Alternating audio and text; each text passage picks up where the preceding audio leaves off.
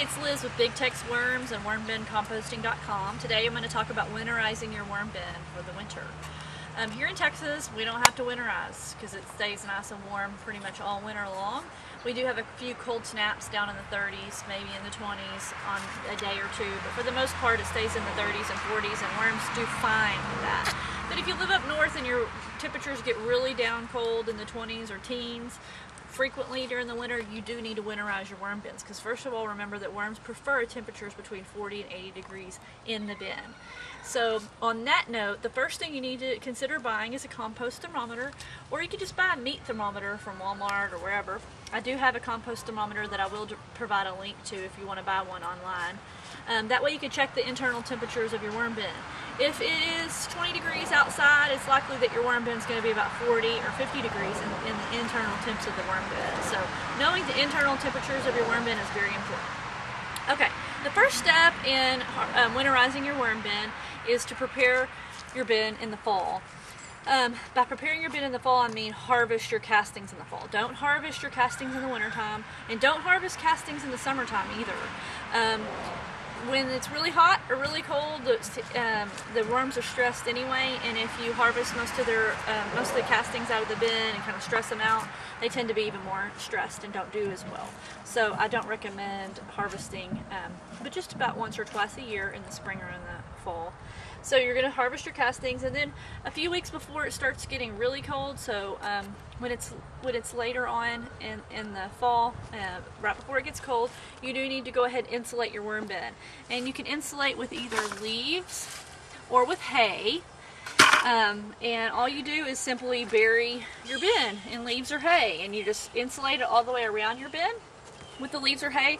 Or you can do what I'm going to do, and because my bins are on the north side of our house this year, so I probably will insulate them for the first time this year. And I'm just going to build a simple, plywood shell about 4 feet, 3.5, 4 feet tall, and it's going to have 3 walls on it. And then I'm just going to set it right in front of my bins, and that way I can put my leaves, and it'll hold my leaves in around the bins. So that's all you're going to do, is somehow insulate your bins with leaves or hay. The second thing is you're going to change up your feeding method a little bit. You're going to dig a pit in your worm bin in the center of your worm bin like this, and then you're going to fill it with a couple inches of the dry shreds of newspaper or your coconut coir, and then you're going to feed fresh table scraps of your fruits and vegetables onto that dry paper. Then you're going to either cover it up with your bedding, or you're going to cover it up with your newspaper or coconut coir. And as that food decomposes, it will heat your worm bin.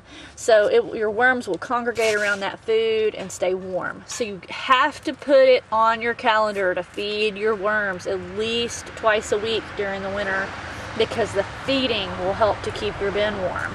If you neglect feeding your worms in the winter, that's where you will see a lot of worms disappear, because the food is what helps keep them warm in the winter time. Let me just show you around my bin real fast while we're here.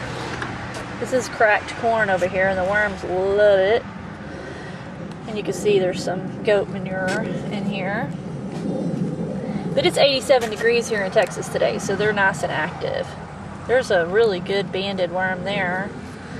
Adult breeder worm. See the clitilium there? That white band. That's how you know that it's a breeder.